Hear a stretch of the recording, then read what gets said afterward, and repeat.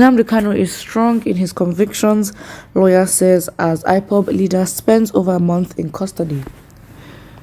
The lead counsel to Nnamdi Kanu, or the lead counsel to Nnamdi Kanu, the leader of IPOB, Ifeanyi Ejiofor, said his client is strong about his convictions and he is in high spirits about in the custody of the DSS in Abuja. The lawyer said this in a statement on his Facebook page.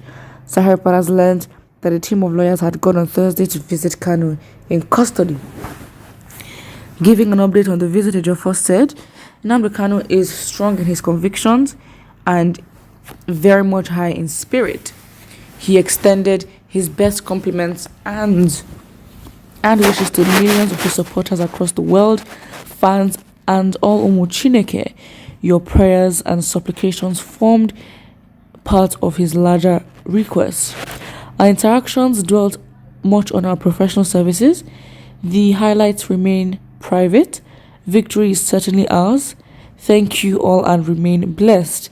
This is just as Kanu spent over a month in custody of the DSS, having been brought back to the country in the last week of June 2021.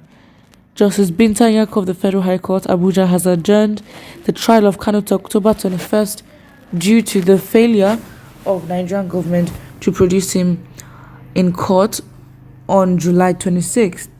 How convenient. Ejiofor had informed the court that there was a pending application before the court to transfer Kanu from the custody of the DSS to a correctional center.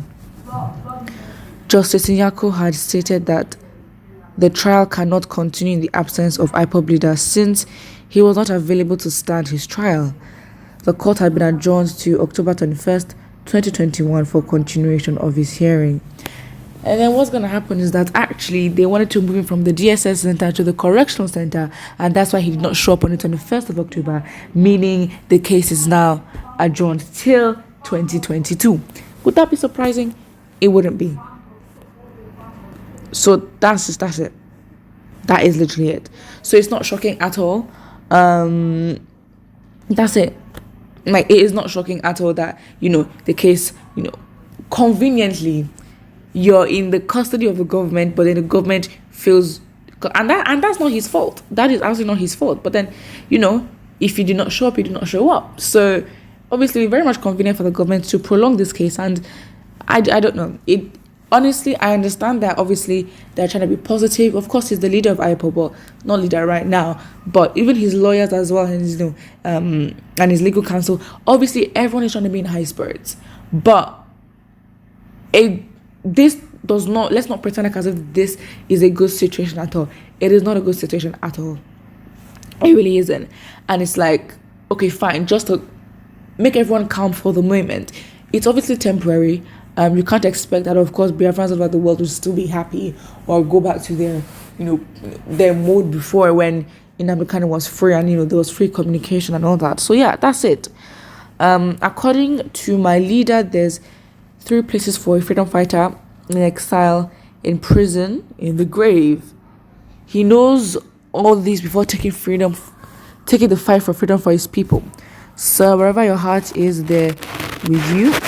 Or wherever you are, our heart is there with you, and we will never relent in praying for you.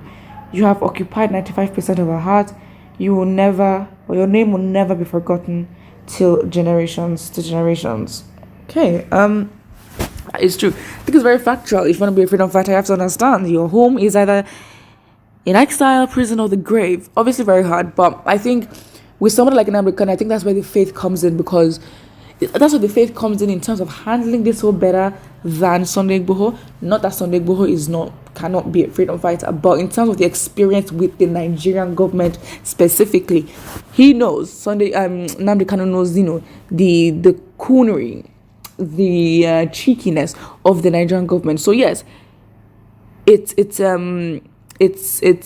not surprising. I don't think he would be surprised that he's in this position, especially with the way, he's very much vocal about being direct with the government and their wrongdoings, and of course for the fact that he himself knew that he could not even come back to Nigeria. So it's like anytime he's in the country, it's not going to be for anything good.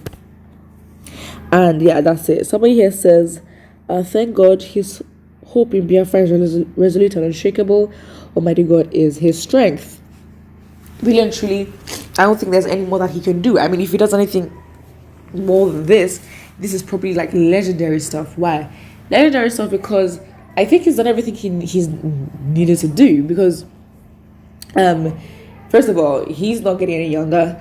Now I'm assuming that he's gonna pass the baton to young, Biafran youths for them to actually be the ones to continue this fight, because he knows information about how what wants to happen, what Biafra may look like, or division and all that, and all he has to do is pass the information on to the next generation so they can continue to take over. And of course it'll be good. In my opinion, I don't think Nnamdi has done anything else. I think he has done what he needs to do. They need to take over from him. I think obviously there's more that he can give, more to learn, more to experience, but for now, I think he's done a lot. If he does anything more than this is legendary stuff, as in he needs to go in the history books of Nigeria. Someone says that's a sign of someone's leader determined to achieve freedom for his people, and some fools are after election who will vote for you when you're against the man of the people. Well, I don't know. Yeah. Somebody here says, asking me to deny Biafra is like asking God to bow to Satan. Wow. Someone says, I fear no fear this man, always strong during the hard times. Exactly. And I think that's the faith, as I said before. There's just this faith that he's going to be fine. That not he's going to be fine, but in terms of handling this case better, because again, really and truly, you cannot lie and say that okay, fine. Oh, I think it is safe to assume that he saw this coming. One day, I mean, sooner or later, he had to see this coming, because the Nigerian government is after him. The confidence that he gives out, the confidence that his people get from listening to him. There's a fire, there's a burn, there's a unit, there's unity. They move as one. And so and again, Igbos just tend to be very determined. Looking at the course of their history and everything, they do tend to be determined. And I mean, I guess that's just what it is, really. That it is really what it is. Someone says, I stand with Nnamdi Kanu. I will destroy Nigeria with the truth. It is done. Aboki, shine my shoe. But again, if you say the truth and the truth is there to set you free, then it's understandable why people do not want to hear the truth, because no one wants others to be free. Some don't want others to be free. But I think, don't forget to like and subscribe.